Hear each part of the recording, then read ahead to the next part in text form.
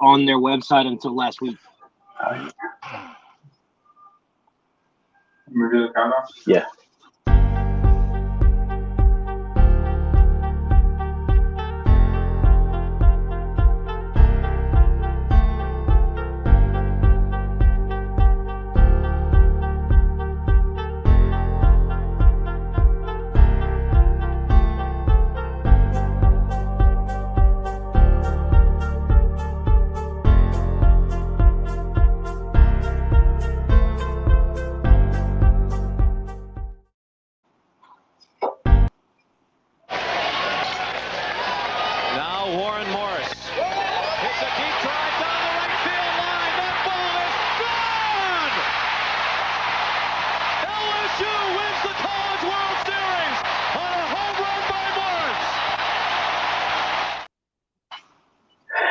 All right, what is up, fellas? Welcome in to the first ever rapid reaction pod of the 60 feet 6 inches LSU podcast.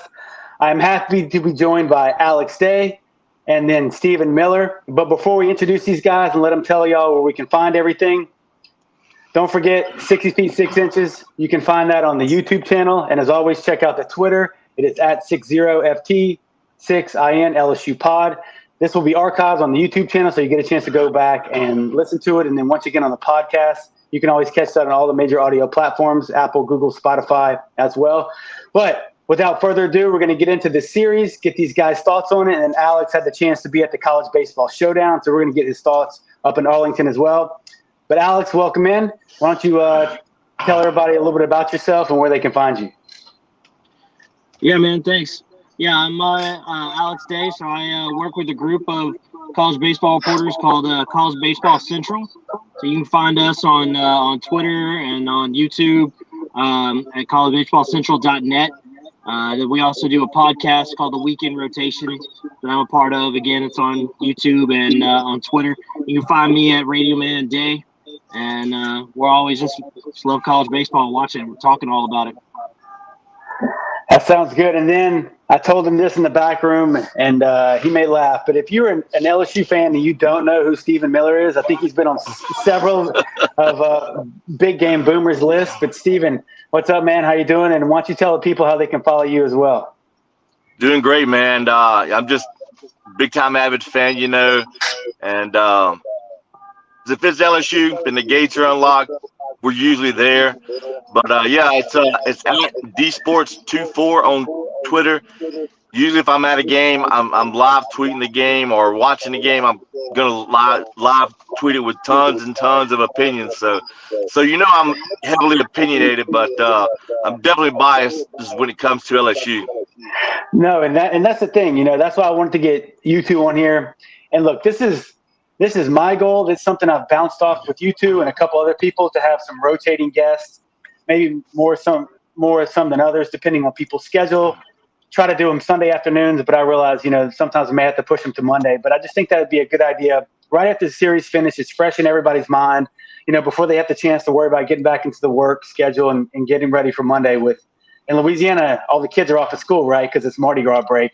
But we're just going to review the games, give our opinions. People who are watching this, you can send in live questions and comments, and we'll try to respond to those as well. So as much interaction as possible. And we're just going to get it going. You know, Alex, LSU sweeps Western Michigan. I don't know if that was really a surprise there. And they had one of the worst pitching staffs in the country last year, but they actually threw pretty well this weekend. So overall, kind of a grand, 3,000-foot view. What did you think of the weekend for the Tigers? Yeah, I mean, overall, they did what they were supposed to do, right? Good teams do what they're supposed to do let's be honest, lesser competition. And, I just think that's exactly what they did. Paul Skenes was exactly who we thought he was going to be, and that was great to see. And, saw the bats come alive, and I think a lot of encouraging things for this weekend for this team. Yeah, Stephen, you had a chance. Now, you went to Friday and Sunday's game. Is that correct? Right. Yeah, and as everybody knows, Jay Johnson made the decision to move the game up Friday due to the weather. It's going to be very cold. I'm sure it's cold out there. And I didn't get a chance to even watch Saturday's game. I was at one of my daughter's events. But what do you think? One, what do you think of the Tigers opening weekend of the year? And then what did you think of the atmosphere at the box Friday for that afternoon start and then today on a Sunday? And it looked pretty good from TV. Man, I tell you, Friday was very, very impressive. There was a lot of complaints about the time and then the weather and stuff, but man, in true fashion, Tiger fans, they showed up and showed out. I mean, even the student section was packed on Friday afternoon over there, and the grandstand was packed and it was loud, raucous. So you could tell everybody was had been chomping at the bit to get back at the box, and there's so much hype around the team. So they were fired up and ready. But I loved it. But I tell you what, Sunday's game, man, it was very, very packed there, very packed. Yeah, it looked from the TV, and I watched it on TV. Alex had asked me, we were texting back and forth if I was there, and I told him most of the games I watch on TV just because I like to see where the pitch is going, what their velocity is. We can see that on the scoreboard now. But it's just such a good view from home. But I love the atmosphere. But definitely, I think that we're just going to get into each one of the games. For people that are, this is new to everybody, we're not going to break every inning down. We're going to hit some high points, get these guys' opinions. There's a lot to talk about with this team. But, initially on my podcast for Friday, I put out like a predicted lineup and who I thought was going to pitch, and I just missed everything. I was way off. I thought Floyd and Hurd would start, and that wasn't the case. So Friday, Jay Johnson rolls out Paul Skenes, and the other parts of the lineup were – and this surprised me a little bit as well. He rolls out Kling, a freshman in right field, Joe Bear playing some outfield this year, moved out of that DH spot. You had Cruz, then White. We'll get into that fiasco. Trey Morgan at first base, another freshman with Jared. I guess he goes by Bear Jones maybe. I saw a lot of Bear on Twitter. Another freshman, and Brady Neal catching, Thompson at short, Ben Napolt at second, the VCU transfer, and obviously Skenes.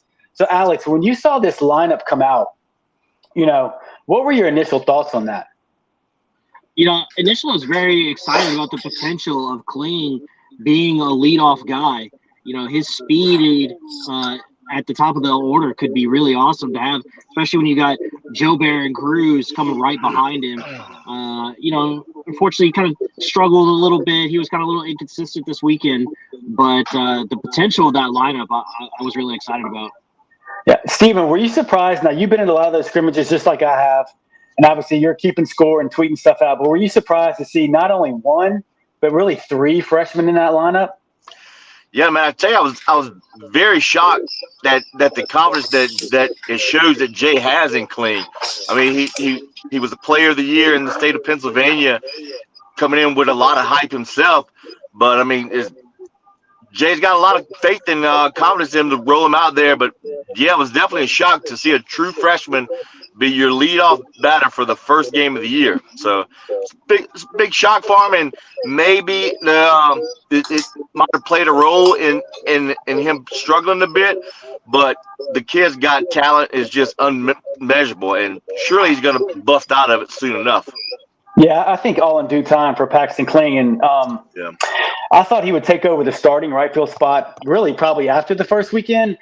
And I guess in hindsight, just like every other LSU sport we follow, right, whether it be Brian Kelly in football and basketball or anywhere around the country, just think about Harold Perkins and the impact he had as a freshman on the football team. In hindsight, I just was short-sighted. Jay Johnson brought in this number one high school recruiting class to come in and start.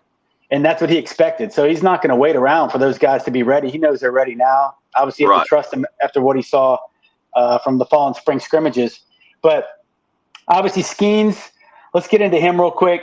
And before we kind of get into the game, but Skenes, he was 97 to 99. I put out there, I thought he may hit 100 on a Twitter poll. It looked like he didn't hit 100. But he was able to maintain that velocity. He really sat. It dipped a little bit at the end. He may have hit 95, 96, but he always had it in his tank if he needed to strike out. 6 innings pitched, 3 hits, 1 walk, 12 Ks, an impressive performance by one of the top amateur players in the country, possible top 10 draft pick. Alex, you've heard all the hype around him, but for your perspective, and you've seen a lot of baseball this weekend, how do you rank Skenes, and is that what you expected, or was he even better than you thought? I mean, he's pretty much as advertised, right? I mean, everybody was talking about his fastball. His curveball was really nice, and his slider was working. I mean, the 12 Ks. When you look at kind of the guy he gets compared to most, right? It's Chase Dollander, right? Those are the two guys in the SEC. It's Skenes and Dollander. Dollander got his first loss of the season of his career this weekend, and so it's nice to see Skenes go out there and just do what he's supposed to do, be that guy on Friday night for the Tigers and just dominate. Steven, I mean, you've seen Skenes live. Were you one? Did you think he was going to hit 100? But did anything else surprise you about Skenes in terms of his dominance, or you're just kind of how Alex and I fall into that? Just ho hum, same thing you've been seeing in the scrimmages. Yeah. First off, I was definitely hoping that first pitch of the game, with all his juices flowing up. Surely I thought that if we would have got 100, it would have been on the first pitch. But it was close. It was close. But yeah, I mean, I got to see him the last two Friday nights out of the scrimmages, and it's basically it's just what we had been seeing. I mean, he came out and just showed us just who he was, and that's what we're going to be. But the only drawback there, I kind of found the comparison with him and Hess is being a high-end strikeout pitcher. Just we may not get him to pitch in like 7th or 8th, but yeah, bullpen's is deep enough, so shouldn't be an issue. But man, you can run there for 6 or 7 innings and get double-digit Ks. You're probably not gonna score a lot of runs off of that anyway. Yeah, it's going to be fun to watch him as the competition increases. Fun to watch him go out there and really battle with some of the aces in the SEC. And you're right about that pitch count. Guys that strike out a ton of guys. The biggest thing is if you're watching those guys, and we'll get into Chase Shores later in the program, but that's what he had problems with today, right? Right. Strikeout guys, they go 1-2, then they go 2-2, 3-2, and they foul some pitches off, and that's where they get in trouble. But Skenes was able to finish those guys off, and for people who haven't seen him pitch yet, and that was their first time viewing him, you really didn't see a ton of sliders, and you really didn't see his changeup a lot. You saw a lot of two-seam fastballs, but those two pitches are going to be a weapon come SEC play. But LSU gets it going in the first, clean, gets hit by a pitch, Cruz, singles, and then Tommy Tanks. We got to talk about Tommy Tanks, right? First pitch he sees in an LSU Tiger uniform in a game that counts. He ropes a single up the middle, drives in a run. Then, unfortunately, it's 1st and 3rd. They pick the first.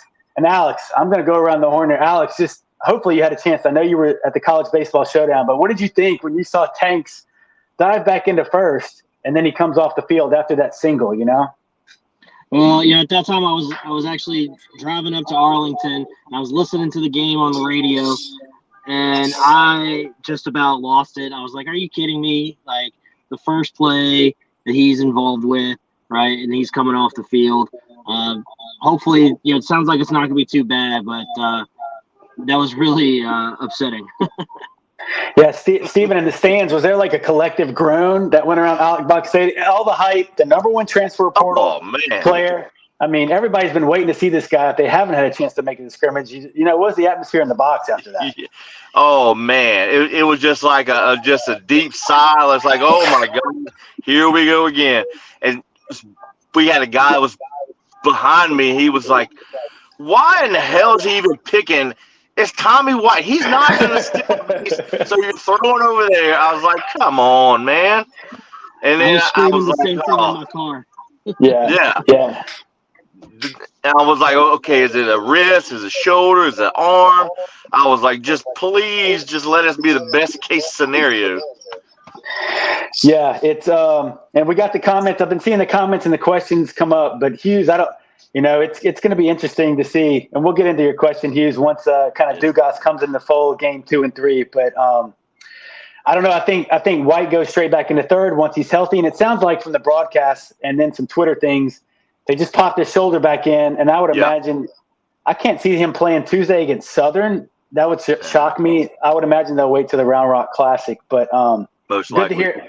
Yeah, good to hear it wasn't anything serious. But after Tanks gets the single right up the middle, Morgan sack fly, LSU takes an early lead, just what the Tiger fans want. Neal hits a triple, in the second inning. But, Steven, you were there. Tell us a little bit about the weather on Friday with the wind. It seemed like the outfielders were playing like, 11 and 12-year-old distance, and nothing was going to get out of that park that day. Was it just – Man, I tell you, the big giant American flag in center field was as straight and as stiff as it could be from the first inning to the last inning. If there was a fly ball hit, it was just killed instantly. And if you can go back to the very first batter of the game, Joe Bear's in left, and they hit a pretty good shot off the bat, and Joe Bear kind of waits, and then it's just like the ball just hit a wall, and he's like sprints in and makes a catch at his feet. So I knew it was going to be a rough day out there.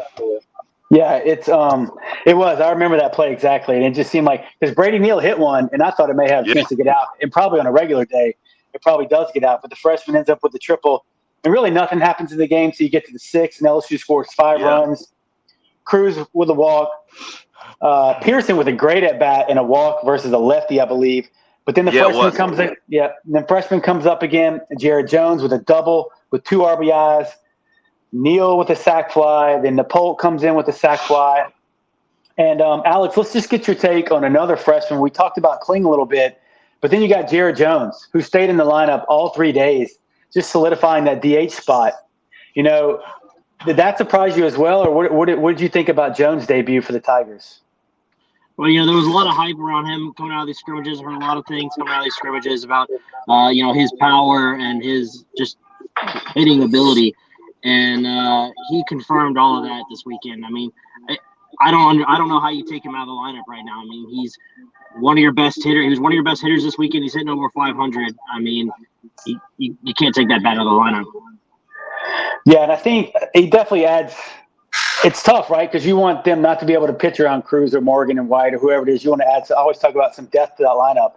And then, Stephen, from your point of view, Brady Neal once again stayed in the lineup all 3 days. But defensively, we've seen him in scrimmages, and we know he can swing it. And for those who didn't think he could swing it, he can absolutely handle the bat.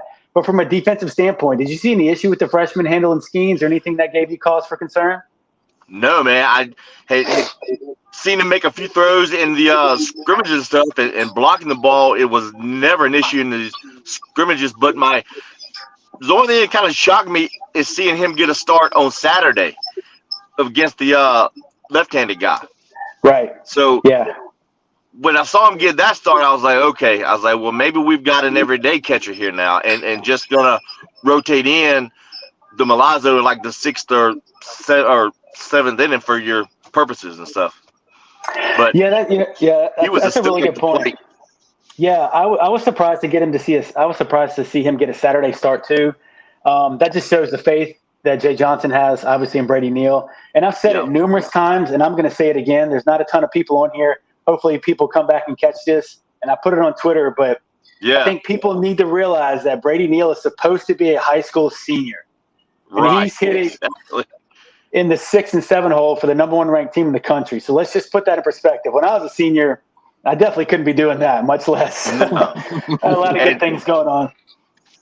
Backtracking on the win, so I think if about 3 or 4 of the hits on Friday, if they were hit on Sunday, they'd be way out in the parking lot.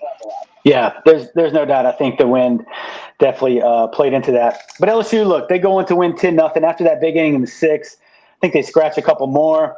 And here's some – I want to circle back to the pitching, but here's some stats I want to throw out for everybody real quick. And I want to get Alex's take on the pitching real quick. LSU had 9 hits, and I think everybody's going to say thank goodness to this stat. 0 errors. And actually, I'll just get it out there right now. 0 errors for the whole weekend, which is truly impressive. They were 4 out of 6 with runners in scoring position. LSU got the leadoff person on base 5 out of 8 times. And then with runners on third, less than 2 outs, 5 out of 6. So just an impressive job by Jay Johnson's crew. But, Alex, I want to touch on the guy that came in after Skenes, the Vanderbilt transfer, Christian Little. And Steven and I have seen him in scrimmages, and it's been kind of up and down. But it always feels like, to me, he's holding back a little bit. Like, I think he's got more velocity in his pocket, but it almost feels like he wants to make sure he throws strikes. But Little comes in, 2 innings pitched, no hits, no walks, 3 Ks, and it was just fast, efficient. I'm here, I'm pitching, I'm getting you out, and I'm going back in the dugout. So based on what you know about Christian Little at Vanderbilt, what did you think of his debut for LSU, Alex? I mean, I thought it was really good to see that from him. You know, Vanderbilt, he struggled with some inconsistency at times. Walks could be an issue for him, which is why he wasn't really an every weekend starter. He kind of bounced back and forth from starting in the bullpen. And I know he came here to be a starter. Right? That was his goal.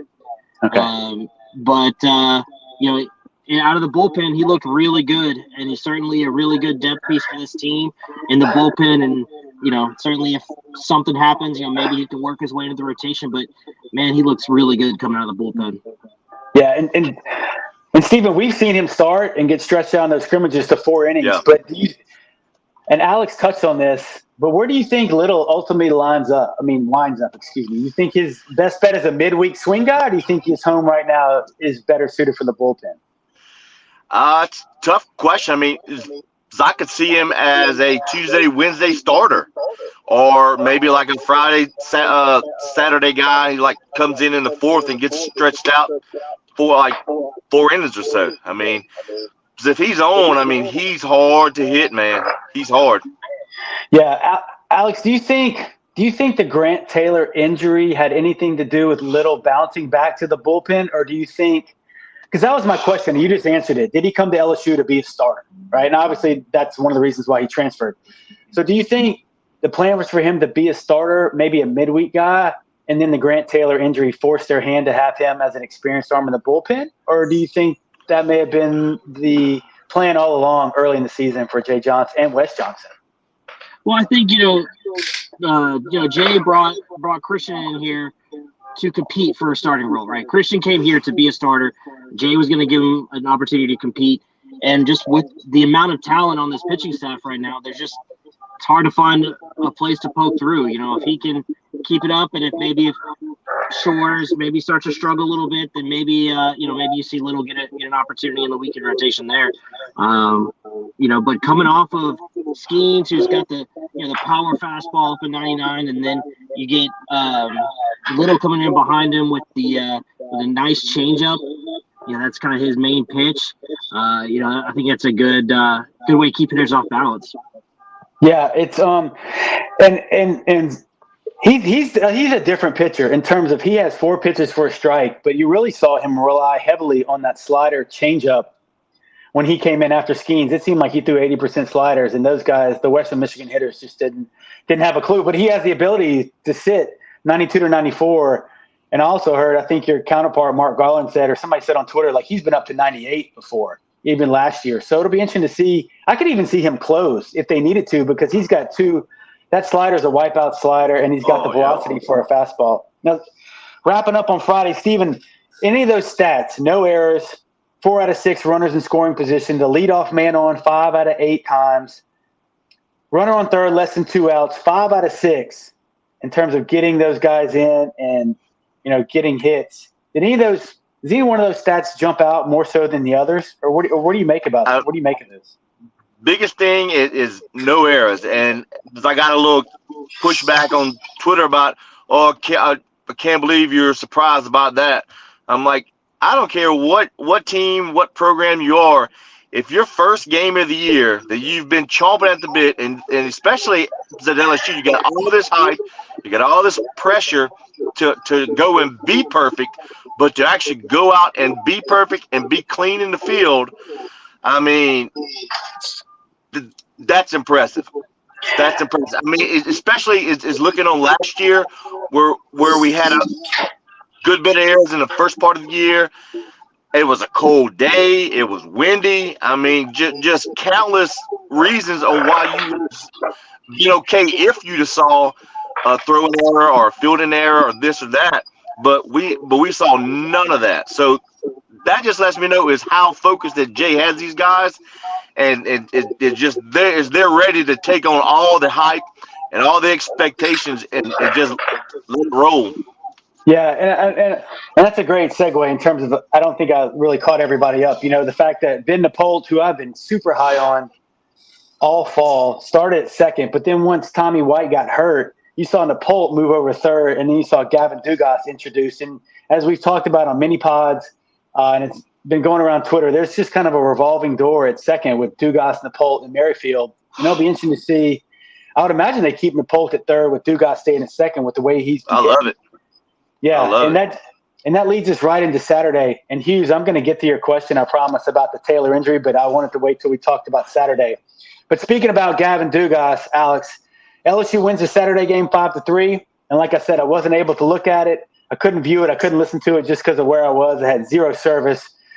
But Alex, Dugas inserted into that leadoff spot, and lo and behold, he hits a leadoff bomb. You know, what do you think about Gavin Dugas as a whole, as a player, and just seeing him Saturday and then seeing him today in that leadoff spot? You know, what do you think he brings to the table for these guys? Well, I mean, he brings a ton of experience. I mean, this is his 5th year playing college baseball. Not many guys on the team are 5th-year guys, and he wears number 8 for a reason. He's the leader on this team, and I mean, it wasn't that long ago that he led the SEC in RBI and had dang near 20 home runs. So having that guy back and healthy, that's a huge plus. Lineup.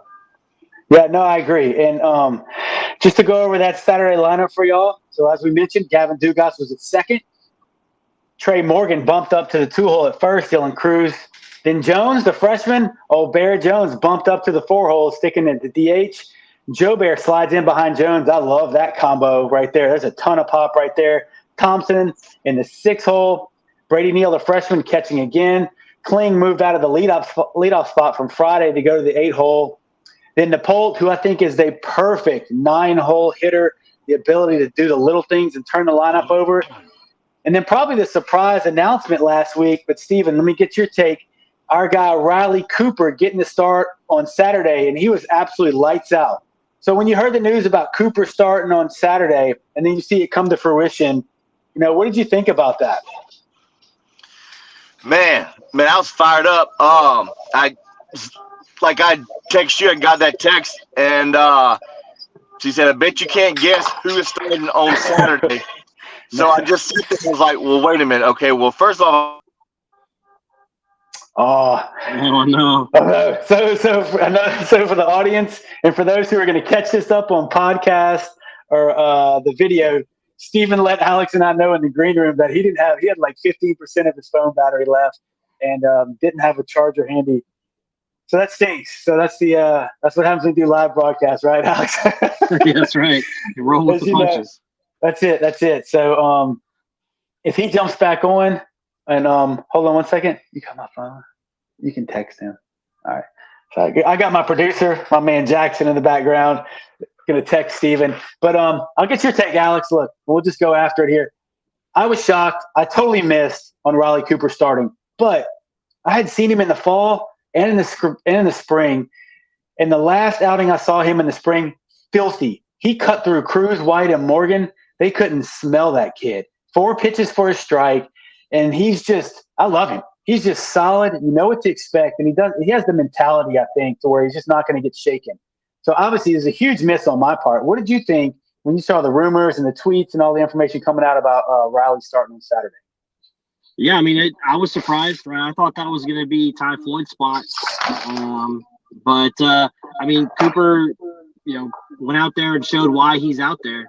I mean, he was getting a lot of comparisons to Jared Poche on Twitter, and I think that's a pretty good comparison. It's another lefty who is not going to overpower you, but one of those crafty lefties who's just a reliable guy, and sounds like a really good Saturday starter. Yeah, and I'll put it out there and I'll say it again, but I think ultimately he ends up in the bullpen, but because he's so valuable. He can throw multiple days. He can throw multiple innings on multiple days.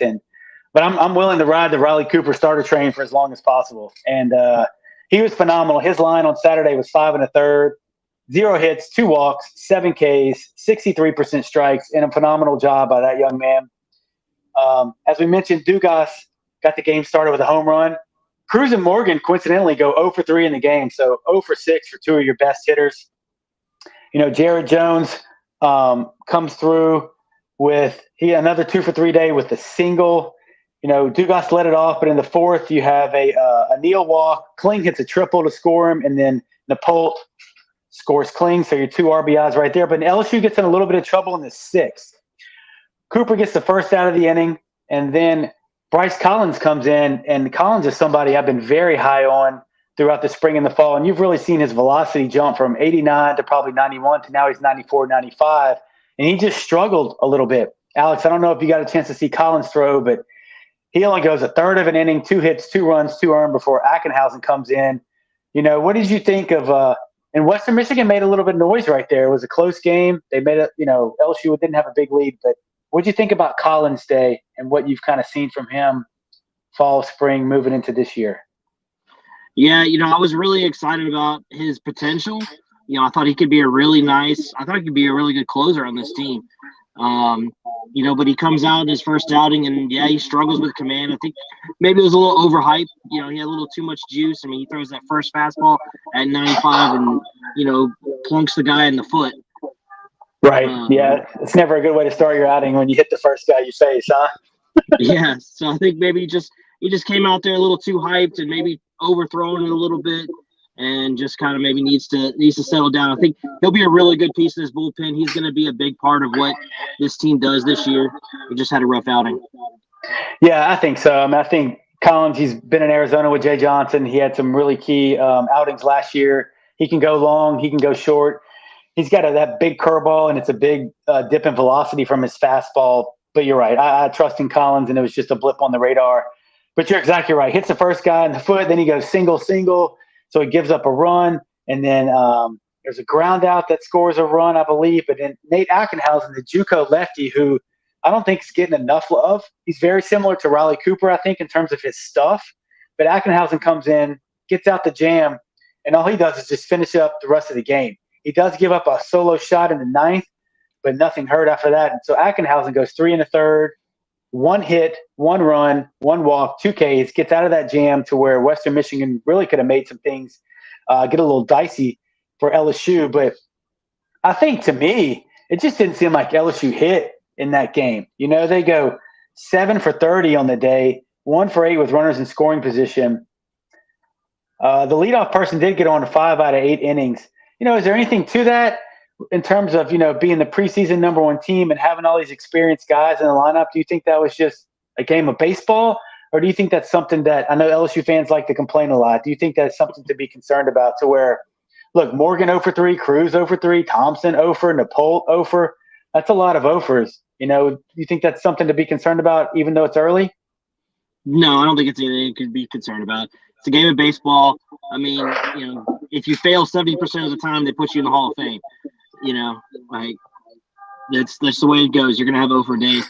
Now, one interesting thing is actually Morgan didn't just go 0 for that day. He went 0 for on the weekend. I know you stole my thunder, man. Yeah, you're right. Go ahead. So, I want to see him get back on track, against Southern, try and get that first hit, and I'm sure that's weighing on him. I just want to see that guy get back on track because he's going to be in the lineup. He's a trusted guy. You're not taking him out of the lineup, even though he goes 0 for on the weekend. He's proven what kind of player he is. He's just in a little bit of a funk right now. Yeah, no, it's and look, I predicted he's going to hit double-digit home runs. I think Thompson has the potential with a healthy knee now to hit. I think he hit 6 last year, sneak up to 10, and I think Morgan hit 5, and he'll come around. He's too good with the bat in his hands. But once again, 0 errors, so LSU fans can rejoice seeing that goose egg up on the scoreboard. I'm going to touch on this at the end. 63% strikes by the pitchers, and in the first game, the pitching staff actually threw 67% strikes. So kind of the Wes Johnson effect, right? Not a ton of walks. I know Western Michigan's not the best team in the country, but once again, any college baseball team can sneak up on you, as we saw this weekend. LSU's pitchers only allowed 1 leadoff person to get on for Western Michigan, and that was probably the solo shot that Ackenhausen gave up. But the Tigers, in the end, they get it done, right? Not the prettiest thing on a nice Saturday, but they moved to 2-0 on the year. And it was like we said, Cooper is really the big story. Now, one of the guys, and Hughes Bowden asked this question in the chat, we'll just go ahead and answer it now, is I really thought Ty Floyd was going to pitch. I thought he was going to start this weekend. But Chase Shores, who's been an impressive freshman, and he started Sunday. So do you think that, in your opinion, Alex, that the Taylor injury pushed Floyd to the bullpen, or do you think Shores was just that good to where they almost could not put him in the starting rotation? I think it was a combination of a couple things. was it Kendall Rogers from D1 Baseball was saying when Taylor got hurt that Taylor was likely going to be the Saturday guy. You know, I know a lot of people were saying that he was going to go be the closer. Yeah, right. But Kendall was saying that, he thought, Riley Cooper being the Saturday guy was really a product of Taylor getting hurt. And I think Floyd is just honestly, I think Jay has just kind of pegged him as the closer. I mean, I'm sure we'll get into this when we get to game 3, but, he came in then. And I think, I think that's what's pushed Floyd to the bullpen. And I like him in the back end of the bullpen. Well, that's a surprise to me. And I've just never thought of Ty Floyd being a back end of the bullpen guy. Look, I liked him since last year. I thought he came on big time at the end of last year. I know people were waiting for that secondary pitch to come around, and I have personally seen it specifically with his changeup. But today he was just blowing 95, 96. We'll talk about his line score in a second. But once again, the Sunday lineup for everybody that's viewing here on the YouTube stream. And thanks for all the comments and questions. We're going to try and get to those as quick as possible.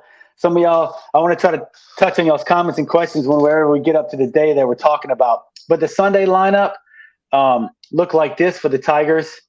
As you saw, Gavin Dugas back at second base in that leadoff spot. Pearson jumps in for his first start of the season. I missed on him on my season predictions, but he struggled a little bit, I think, with the bat and some of these spring scrimmages. So Pearson comes in after that great freshman campaign he had. Cruz, Morgan, you can just chalk those guys up for the remainder of the year. Jones, once again, I think somebody said in the comments, the vanilla gorilla. I don't know about that, but he is a large human. I'm sure Brian Kelly would like to have him on the football field. He is massive if y'all haven't seen him in person. Brady Neal sticks at catcher. Thompson at short. Napolt moves up to the 8-hole at third, and then Kling and right. And I'm going to be honest, to me, I don't know about you, Alex, but to me, this was my favorite lineup of the weekend. And it really had to do with Pearson, I think, for me, jumping into that left field spot. You miss out on Joe Bear's pop. I like Pearson in left. I do like Joe Bear too, though. But I really like the bottom with Neal, Thompson, Napolt, and Kling. Because Kling is not, like you mentioned earlier, he's not a regular 9-hole hitter. This kid is legit, a top 50 prospect that LSU is lucky to get on campus. So if you had to pick a lineup for the weekend, did you have a preference Friday, Saturday, Sunday, or you side with me on this one? I'm with you. I like the Sunday. I like that Sunday lineup. Kling down on the 9-hole. First of all, for a freshman, doesn't put a lot of pressure on him. He can have time to kind of bring his bat along, get used to the college game. But having somebody with his speed down there at the bottom, it's like kind of reminds me of having Cole Freeman, in the 2017 down hitting in the 9-hole with a ton of speed, and he can, kind of be like a second leadoff guy. Yeah, it's so Devin, I see your comment, my bad. So the Vanilla Gorilla is Steven. Hey, we're doing it live. No context to your hey, that's what happens while we're doing it live. But hey, as we mentioned, Chase Shores, the freshman, 6'8", out of I think the Midland, Texas area, huge recruit. I thought his velocity was a little down today. I've seen him sit 97, 99 for multiple innings. I don't know if that was nerves or it was a little cold outside, but he really sat kind of he touched 97, 99 a little bit, but he was more in that 95 to 97 range today. Shores goes 3 1/3, 2 hits, 1 run, 1 earned, 2 walks, 2 Ks. Look, it's a freshman. You're on the preseason national team, consensus national #1 team, excuse me. Seemed like a little bit of nerves, but also saw some things that I saw in the fall and the spring to where every now and then he just starts missing a little bit with his fastball. His motion gets a little out of whack, and look, he's a freshman, and I miss with my motion constantly. So I'm not going to be too hard on this kid at all. But, Alex, what were your impressions of him? What you thought? Maybe some freshman nerves or, really good outing by Chase Shores. What did you think about his outing as a whole? I mean, as a whole, I think it was kind of what you mentioned with freshman nerves, I think he's got the ceiling on him is sky high, and he's a freshman. You just got to give him some time, I mean, he's also, 6'8", he's 18 years old. He's trying to grow into that huge frame, and, it's easy for a guy that big, to get their mechanics off a little bit and it doesn't take much for their McCaves to get off a little bit, and so right. you end up walking a lot of guys. Yeah, and I'm sure that'll be an area of improvement for him moving forward. And I don't want the Tiger faithful to lose faith in Chase Shores, especially if it's the first time you see them and you say, I can't believe we're starting a freshman. Why are we doing that? We have so many other good people. But look, you got to trust Wes Johnson, the pitching coach, and Jay Johnson. And they said that him and Riley Cooper were the most dominant pitchers when they looked at fall and spring scrimmages. So they felt he deserved that. And I do too. And I think he's going to start next week in Round Rock. I can't imagine they'd move him off that spot. But just to let people know, Dugas goes 3 for 3 with a home run. Pearson goes 1 for 3. And then you have our man Dylan Cruz, who's really got off to a hot start this year. He goes 1 for 3 today, and he hits really a patented cruise missile, And I think LSU baseball data had that thing. Here we go. Look at this, guys. Y'all tuning in live right now. You get to see this graphic right here. So if you don't follow LSU baseball data on Twitter, it's a great account. Cruz hits that sucker 440, a monster shot right to the batter's eye, right to the right of the batter's eye. It exits at 111 miles per hour. And look, Alex, there's a ton of good words to go on about Dylan Cruz. LSU put the graphic up that I think he has hit. Let me see. 41 career home runs. He's slowly creeping up that list. Now, what can you say about Dylan Cruz? Obviously, all the pressure on this kid this year, all the accolades. Just talk about, him from a national perspective and him as a player. Yeah, I mean, he's clearly the best player in college baseball. And it's exciting to get to watch him, play for another season.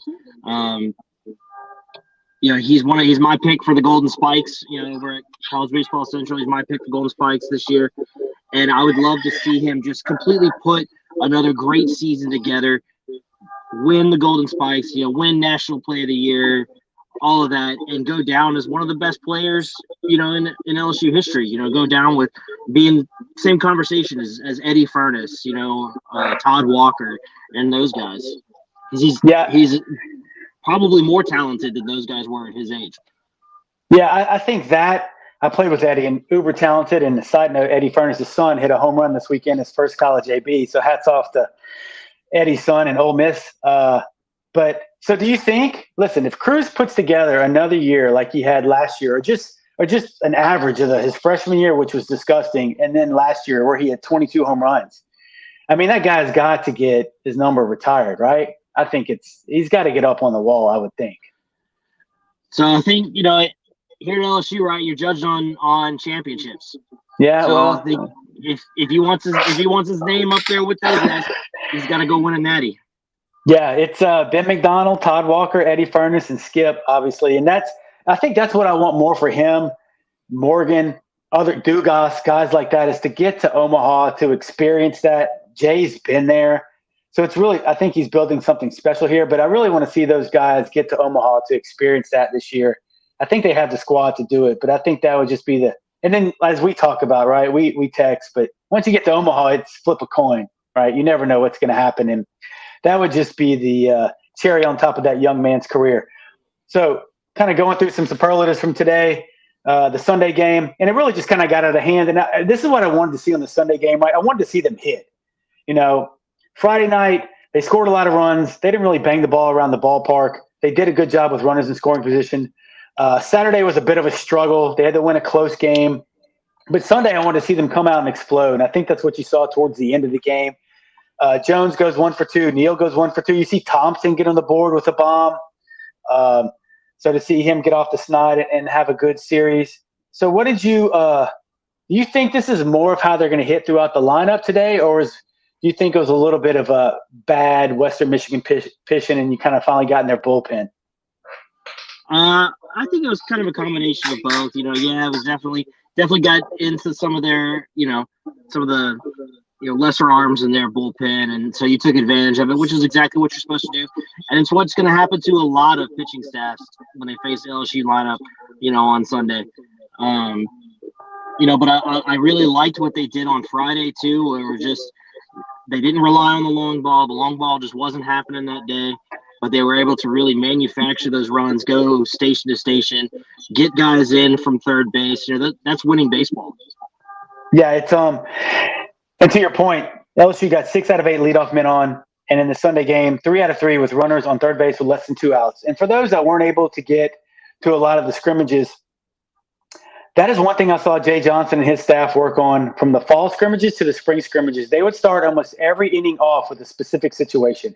It could be a runner on second base, and the hitter would have to sacrifice them over. They would give them 2 or 3 pitches. If they didn't do that, they'd clear the bases and start the inning over. They'd put runners on first and third. They'd have the hitter squeeze somebody in. They put a runner on first base, and they do a hit and run. So to me, he really amped up the concentration level and really drilled home the importance of scoring runs when people are in scoring position and really harken on the little things, sacrifice, squeeze. Because as you know, and you saw this weekend, some SEC teams, when they get into some of those arms on Friday and Saturday night, they're going to have to win 3-2, 3-1, 2-0, maybe even 5-4. And it's going to come down to late innings and little things. So it was really good to see those guys execute. Back to the pitchers, after Shores, Dutton came in and relieved him and got out of a little bit of a jam. Dutton goes 2/3 of an inning. Then we see Ty Floyd come in, 3 innings pitched, 0 hits, 0 runs, 0 walks, 4 Ks. And as you mentioned, you can see him being the closer. Just what did you see from him in terms of his stuff today? And I just wonder, from a closer's perspective, do you think he'll be able to throw multiple times in the weekend? And you may have to go out on a limb on that. I just wonder about that, with Floyd, because we know he can go long. And he's got the stuff to close. So that's where you see him fitting in, huh? Yeah, I think so. I'm thinking him and Ackenhausen kind of tag teaming that back end of the bullpen. Maybe, one pitches 8th, one pitches 9th, or however they want to do it. Maybe one closes Friday, one closes Saturday, however they want to do it. But those 2 guys in the back of the bullpen, I think could be a really deadly combination. As far as can Ty go multiple times in a weekend. Yeah. I mean, he did some his freshman year. He pitched out of the bullpen his freshman year. And he did – I don't remember a specific time. I think it's only pitched twice in the Eugene Regional. So, I mean, he's done multiple times in a weekend before in his career. So, I got you. Yeah, and they might not have to run into that closer situation for a while. And the guy I was really interested to see throw was freshman Aiden Moffitt. They had mentioned him from a closing perspective too. He didn't get a chance to take the mound this weekend. And then Blake Money finishes it up. 2 innings pitched. He gave up a home run, 3 Ks for Money. And I think Money's going to slide into a bullpen role this year. I think that's where he's going to be used best, to where if the starter gets knocked out early, Money or Dutton can go 3 or 4 or 5 innings if you need him to, if something crazy happens, because they've both been starters. And it was good to see Money get out there and have a pretty clean outing. All right, I got to ask you, the more impressive freshman, Brady Neal, 3 for 5 on the weekend with 4 walks, or Jared Jones, a.k.a. not the Vanilla Gorilla, we found out. Bear Jones, 4 for 8 in that DH spot with 3 walks as well, with several RBIs. So who do you think had the more impressive weekend out of those freshmen? I would say Paxton Kling. I mean, he did great in the field, but he only went 1 for 9. So we'll leave him off the list. I don't want people to think I'm forgetting about him. But he just didn't have as good a weekend as Jones or Neal. Yeah, I mean, do I have to pick one? I mean, they both have. Yeah, put me on the spot. You got to pick one. Come on. But I'm going to say Jones. I mean, the guy is just – I don't remember seeing him have a soft ball hit. Like, everything comes off his bat hard. He had that big, double today, and he just has a really mature at bat. I mean, so does Brady Neal.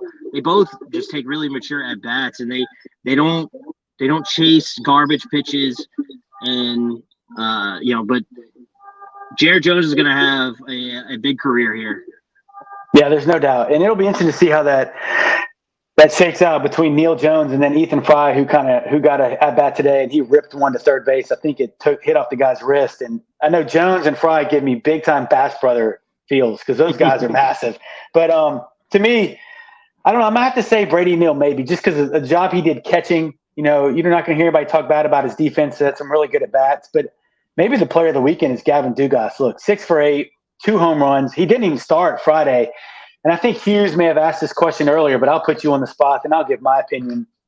Let's fast forward to next weekend, and you'll be in Round Rock. You live in the area. Tommy Tanks is healthy. So what do you do at that second base spot, right? Napolt, he went 0 for 7 this weekend, but he had some really good at-bats, drove in some runs. Do you think Dugas maintains that spot at second just because of how hot he is? Yeah, I don't see how you take him out of the lineup after what he did this weekend.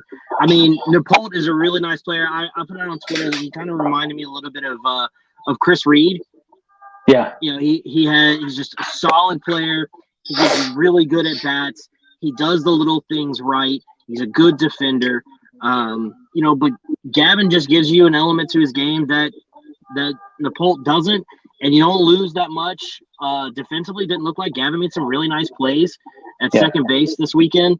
And yeah, I think Gavin holds on to that spot. Yeah, I think so too. And the good thing about Napolt is is his versatility, right? He can play second, short, or third. He's played all those spots in scrimmages. And Jay and those guys made a point of really moving multiple guys around the infield. I don't think they were foreseeing an injury to Tommy White, but just in case something happened. So they have multiple guys that can play third, short, and second and do it well. And I know all the Louisiana faithful were happy to see Gavin Guidry get in there at the end, the freshman from Barb. So very highly touted as well. But just a couple of stats to wrap it up, and then I really want to get your opinion on where you were this weekend. But for the weekend, LSU's pitchers only gave up 9 hits, which is absolutely disgusting, very impressive. Even considering their opponent, it doesn't matter to me in college baseball to give up 9 hits. 16 out of 24 innings, the hitters got on base. So 66% of the time, LSU's hitters got on base. And the pitchers averaged, you look at all their pitchers, 67% strikes on the weekend. So to me, you know, besides the 0 errors, and I know people will point to that, just some impressive stats by the hitters and the pitchers, even though it may have been a little bit of a dud on that Saturday game. But to wrap up, let's just wrap up here. Why don't you tell people where you were this weekend and maybe give them, I don't know if you started diving into the Round Rock Classic next weekend where LSU plays Iowa, Kansas State, and Sam Houston State. Maybe give them a little bit of a preview of what you think will happen next weekend as well. Yeah, so this weekend I was over at the College Baseball Showdown, and I got to see Arkansas, Vandy, and Mizzou out of the SEC, and then Texas, Oklahoma State, and TCU out of the Big 12. Kind of some of the major takeaways is Arkansas's Friday night guy, Hagen Smith. He is the real deal. He is dealing, and he was impressive this week. He was impressive on Friday night. And then the other closer, Brady Tigert. Those two are gonna win a lot of Friday games for Arkansas. But the most impressive team on the weekend was TCU. I mean, TCU blew out Vanderbilt, blew out Arkansas, and Arkansas kind of took their frustrations on being blown out by TCU last night out on Oklahoma State today and beat them 18-1. Arkansas, kind of my big question for Arkansas coming into the season was, are they going to be able to hit?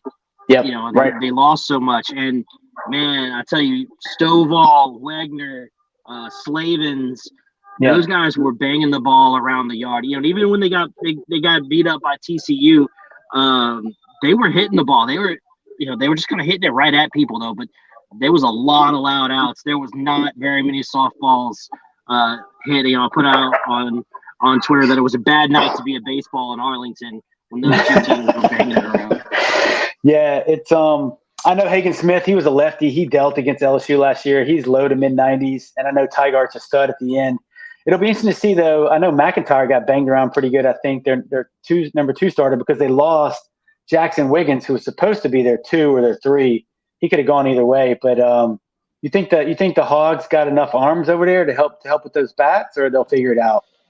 I think they do. McIntyre, he got knocked around pretty good against TCU. I think he didn't make it out of the second inning, I don't think. But TCU is going to do that to a lot of starting pitchers. They have a really good lineup. They were very impressive this weekend. But their Sunday guy, Hunter Holland, who is a transfer from San Jacinto, he came in today and was just money.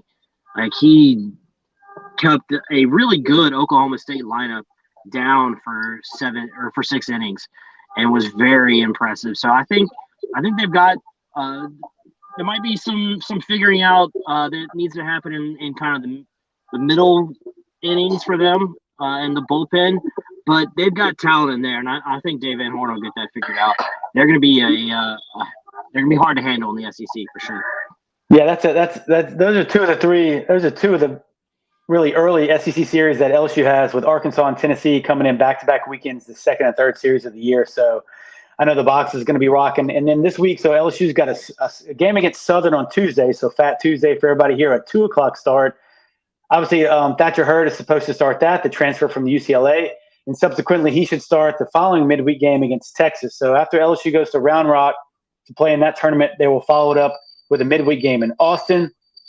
And then from there, then they'll have, I believe, a weird 4-game set after that. But any really quick, before we get into kind of a question session, I know we have some questions that got sent in. Any quick outlook on the Round Rock Classic with Kansas State, Iowa, and Sam Houston State? I know I'm kind of gonna do a deep dive later in the week, but anything you can give the fans real quick? So I haven't done a whole lot of research on on those teams yet.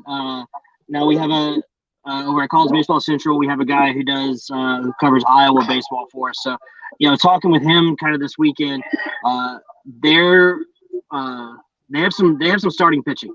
They have some real pitchers on the front end of their rotation.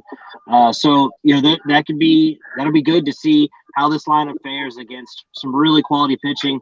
Now, I think their baseball team seems to kind of mirror their football team. Really good pitcher, really good defense, not so much on offense. Right. But I think it'll be a really good test against a real quality arms there for Iowa. That'll be fun to see, and I'm sure the LSU faithful will show up from around the Austin area as they look to pack that thing out with purple and gold. All right, question time. I know we had some questions come in, so we'll see if we can throw those up on the screen for you. All right, if White would be the DH, what happens with Jones?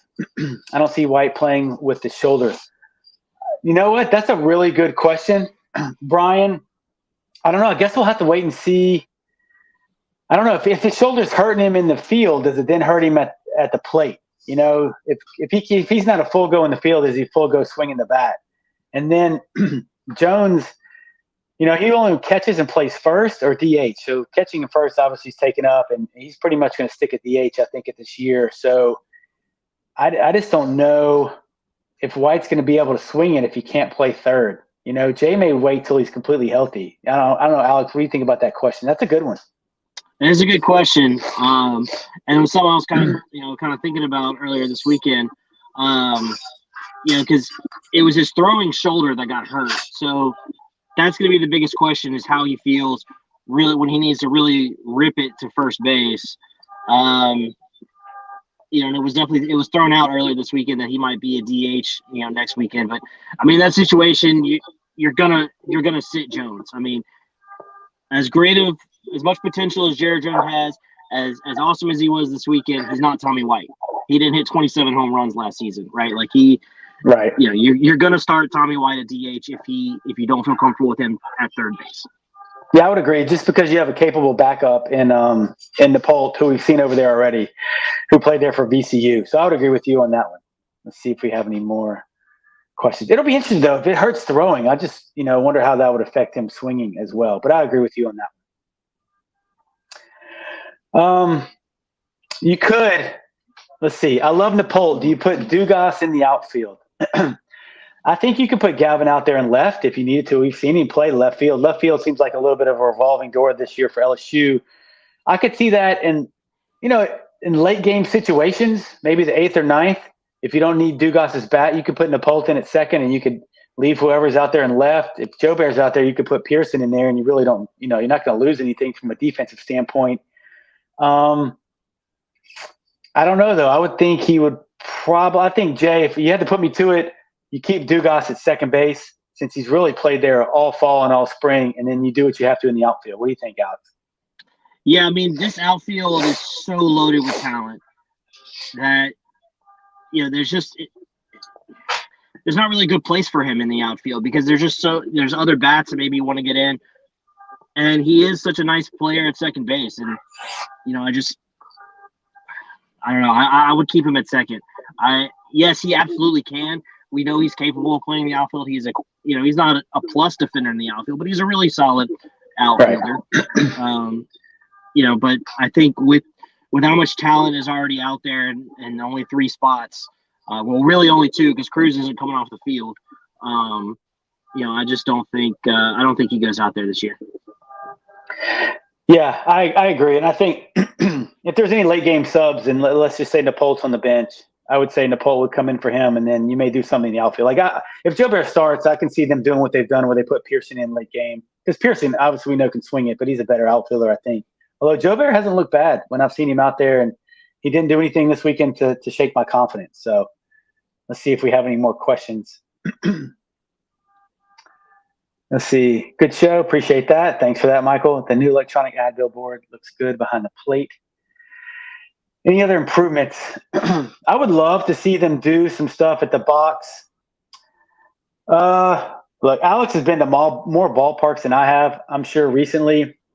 I think LSU's ballpark is nice, but in terms of SEC fields, it's behind Arkansas's. It's behind Mississippi State's. Who else am I missing? I know A&M has a nice ballpark. Ole Miss. So I think LSU needs to do some things from the ballpark from a fan's perspective. I think bleachers need to get out of there. They need to do something. I saw Mikey Matuk put on his podcast, mic'd up on his Twitter account. They need to do some things to bring the students more into the games. Like, let it get rowdy. Let students get on players in a good way. Make the environment hostile like it was at the old box, like it is now at Ole Miss, where you have the beer showers and right.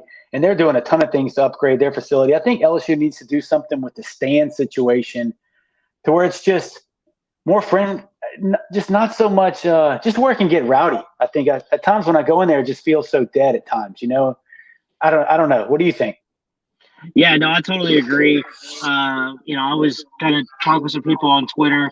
I think it was on, Mikey Matzok's post. I think one of the first things they need to do is take that playground that's right by the right field bleachers and just get it out of there. You don't need the kids playing right next to the student section, right? You're just asking for problems. Right. And I saw another LSU student account talking about how some of the security people were removing students for cursing. Yeah. Like, come on. You know how they're doing that at a football game. Why are we doing that at a baseball game? Yeah, it's and I've seen people mention to move the mounds off of the field. Now, I'm going to be honest. I used to love the mounds being on the field. It just felt like I was part of the game. And I'm also going to be honest. I was a lazy pitcher. I don't want to have to run in from left or right field. And now you got 2.5 minutes to get there, which is plenty of time. But I mean, it's a stiff jog all the way there. I got to catch my breath. I know I'm being lazy. I got to catch my breath, throw my 8 warm-ups. But I love the fact that the mounds are on the field. But I could see that as being one of the first things they do is maybe putting them behind the fences, moving the seats closer to the field. I don't know, but I would definitely like to see them do some things with the box where it gets a little more rowdy in there. So I don't know. Do we have any more questions in the queue? That's it. All right, Alex. I can't thank you enough, my man. Everybody, make sure y'all go follow Alex. There's his Twitter account right there. For those catching on the podcast, it is at Radio Man Day, DAY. He's part of the Weekend Rotation podcast, and I hope I can get him a lot on these rapid reaction pods. He brings a ton of knowledge about college baseball in general, but also about LSU and the SEC to the podcast. So hopefully y'all enjoyed it. Alex, thanks for joining me, man. I really appreciate it. Thanks for having me on, Chris. It was fun. Yeah, and I hope we can do this again. I know next weekend it's a little weird with LSU playing at 4:00 on a Sunday, which is kind of a bummer. But during the SEC with those early Sunday games, I think this will be a great idea for the fans to kind of get in here on the way home or once they get home from Sundays and pop this on. And as always, don't forget, y'all make sure to subscribe to the YouTube channel to get all the comments. That's 60 feet 6 inches LSU YouTube channel. On Twitter, the account is at 60FT6IN LSU Pod. I got to thank my man Jackson DeMuy for doing the producing today. He's in the background throwing up all the graphics. So this is a work in progress, and we're trying to get this thing grow and really try to get on more guests this year who know a lot about LSU baseball and then also who know a lot about SEC baseball and the upcoming opponents. And Alex is going to be part of that. So thanks once again, buddy, and have a good week. And we'll talk to you soon about Round Rock. All right. Sounds good, man. Talk to you later. All right, y'all stay safe. And as always, go Tigers.